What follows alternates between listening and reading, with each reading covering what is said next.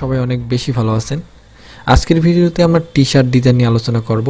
এই ভিডিওতে আমি দেখানোর চেষ্টা করেছি কিভাবে প্রপারলি একটি টি-শার্ট ডিজাইন করতে হয়। যদি ভিডিওটি সম্পূর্ণ দেখেন তাহলে অবশ্যই শিখতে পারবেন। তো চলুন তাহলে শুরু করা যাক। তো সর্বপ্রথম টি-শার্ট ডিজাইন করার আগে আমাদের টি-শার্ট ডিজাইনের সাইজগুলো নিয়ে আলোচনা করা উচিত, কারণ টি-শার্ট ডিজাইনের কয়েকটি ক্যাটাগরি মানে কয়েকটি সাইজ আছে। আমরা যদি গুগলে সার্চ করি টি-শার্ট ডিজাইন সাইজ, তাহলে আমরা এখানে কয়েকটি সাইজ দেখতে পারবো, স্মল, তারপর মিডিয়াম, লার্জ, ঠিক আছে। তো এখানে কিছু সাইজ আছে, তো আমরা এই সাইজের মধ্যে আমরা মূলত ডিজাইনগুলো করব।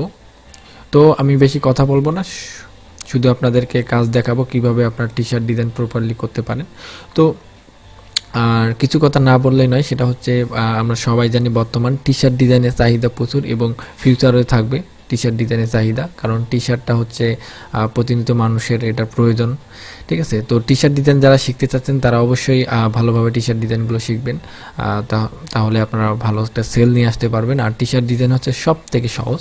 তো আমি আজকে কয়েক মিনিটের মধ্যে আপনাকে দেখেন কিভাবে একটা টি-শার্ট ডিজাইন করে দেখাই। তো আমি স্মল সাইজের একটা টি-শার্ট ডিজাইন আপনাদেরকে করে দেখাই, অথবা আমি আপনাদেরকে একটা মিডিয়াম সাইজে আমি আপনাদেরকে একটা টি-শার্ট ডিজাইন করে দেখাবো। তো আমি এখান থেকে ইলাস্ট্রেটর ওপেন করলাম। আমি মূলত ইলাস্ট্রেটর দিয়ে ডিজাইনটা করব। আমি একটা ডকুমেন্ট ক্রিয়েট করবো, এই জন্য ক্রিয়েট এ নিউ ডকুমেন্টে আসলাম। এখান থেকে আপনারা ইঞ্চি সিলেক্ট করে নেবেন। তো ইঞ্চি সিলেক্ট করে নিলাম আমি, এবং 10 বাই এখানে কত ছিল 11। তো আমি এই সাইজের একটা ডিজাইন করব। তো আমি এই সাইজ নিলাম, একটা আর্টবোর্ড নিলাম। তো তারপর এখানে যেই কাজটি করবেন, আপনার টি-শার্ট ডিজাইনের জন্য অবশ্যই এখানে কালার মোড CMYকে রাখবেন, এবং PPI এখানে 300 রাখবেন, আর বাই ডিফল্ট যা থাকবে তাই।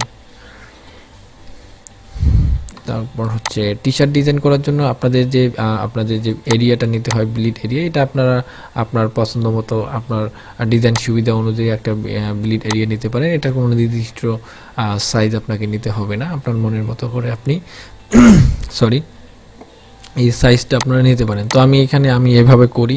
তো এখান থেকে আমি রুলার দিব এভাবে। তো আপনারা সেম আমার মতো করলেও হবে। তো এটি আমি এই মাথার মধ্যে রাখবো। তো আমি অনেক বড় ইয়াটা নিলাম, ঠিক আছে। আপনারা এত বড় নিয়ে না, একটু স্পেসি রাখেন। তো আমি একটি টিউটোরিয়াল পারপাস করে দেখাচ্ছি। তো এখন সর্বপ্রথম আমি একটা আর্টবোর্ডের সাইজ নেব। আর আরেকটা জিনিস, আপনারা যেই কালারের ডিজাইনটা করবেন, মানে যেই কালারে মোকআপ করবেন টি-শার্টটা, অবশ্যই ওই কালারের আর্টবোর্ডটা নেবেন, তাহলে আপনাদের ডিজাইন করার সুবিধা হবে। যেহেতু আমি কালো ব্যাকগ্রাউন্ডে মানে কালো টি-শার্ট প্রিন্ট করব, এই জন্য আমি কালো টি-শার্টে ডিজাইন করবো, এই জন্য আমি ব্যাকগ্রাউন্ডে কালো সিলেক্ট করে নিলাম আমার ডিজাইনের ক্ষেত্রে, ঠিক আছে। তো আমি এটি নিলাম, নেওয়ার পর আমি এই ব্যাকগ্রাউন্ডটা আমি কি করব, এটি Ctrl+2 দিয়ে আমি লক করে রাখলাম। তারপর আমি আমার ডিজাইনের নিচটা নিয়ে আসবো এখানে। তো আমি এখানে ডিজাইনের নিচটা আমি এখানে লিখে রাখছি। তো আমি এটা দিয়ে একটা ডিজাইন করব, এটি আমি কপি করলাম। তো অনেক সহজ টি-শার্ট ডিজাইন, আপনাদেরকে দেখেন কয়েক মিনিটের মধ্যে আমি একটি টি-শার্ট ডিজাইন করে দেখাচ্ছি, ঠিক আছে। তো আমি এটি বড় করে নিব, এবং আমি আমার কালারটা আমি চেঞ্জ করে নেই। তো এখান থেকে আমি কালারটা চেঞ্জ করে নিলাম বোঝার সাথে। তো এখান থেকে আমি আমার একটি পছন্দের ফন্ট আছে, আমি আমার এই ফন্টটা এখানে সিলেক্ট করে নিই। তো আমার ফন্টটার নাম হচ্ছে ERAS। তো আমি এই ফন্টটা দিয়ে আমি ডিজাইন করব, এবং ক্যারেক্টার থেকে আমি সবগুলো বড় করে নেই। তো এখান থেকে আমি এটা কপি Ctrl+X দিয়ে কাট করে Ctrl+V দিয়ে Ctrl+X দিয়ে কাট করলাম, এবং Ctrl+V দিয়ে এটি আলাদা করলাম, এবং এটি আমি Ctrl+X দিয়ে কাট করলাম, এবং এটি আমি আলাদা করলাম।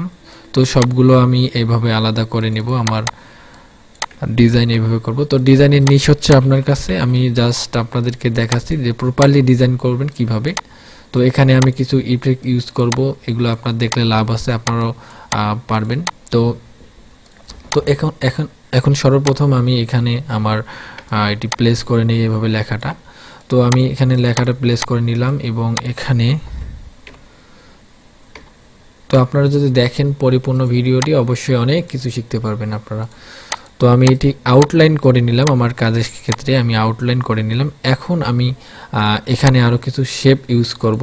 তো এটি আমি আর একটু বড় করে নেই, আর একটু বড় করে নিলাম এবং এটি সেন্টার করে নিলাম।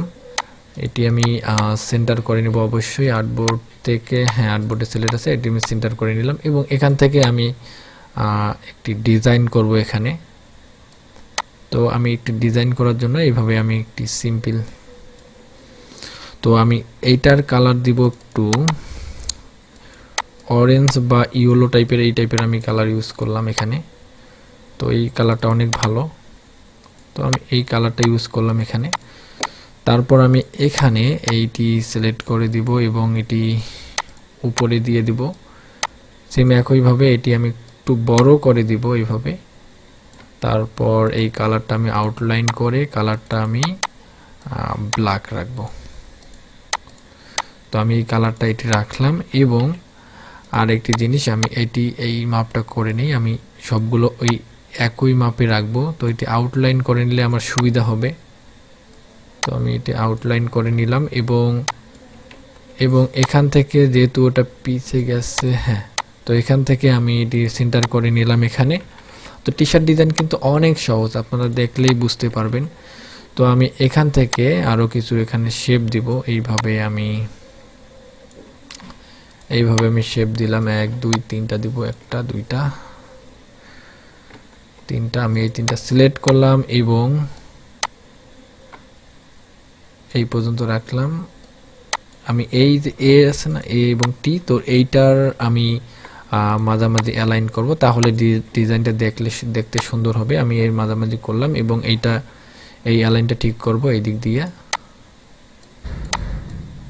তো আপনারা অবশ্যই বুঝতে পারছেন। তো এটি আমি এখানে করলাম এবং এখান থেকে সিলেক্ট করে আমি যদি এইখানে রাখি তাহলে আরো সুন্দর হবে। হ্যাঁ, তো আমি এই যে ডিজাইনটা করতেছি আপনারা দেখেন তাহলে বুঝতে পারবেন। তো আমি এই যে কালার ম্যাচিং করার জন্য এই কালারটা এখানে দিলাম এবং নিচে আমার আরেকটি লেখা আছে। তো এই লেখাটা আমি আউটলাইন করে আমি যে কাজটি করব, এখানে আউটলাইন করে আমি এখান থেকে আমি এই লেখাটা যে যত সাইজে নিয়েছিলাম ওই সাইজে করে নিলাম। এটা সরি, এখান থেকে আমি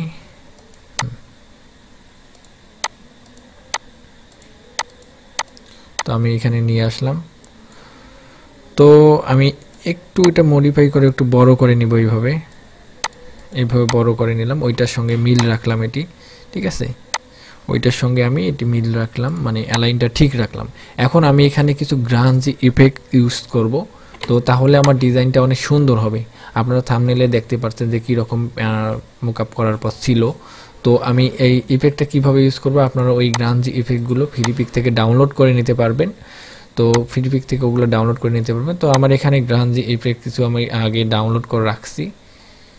তো এখান থেকে আমি কাঙ্ক্ষিত যে গ্রাঞ্জি ইফেক্টটা আছে সেটি আমি নিয়ে আসতেছি। তো এখান থেকে আমি ওপেন করলাম।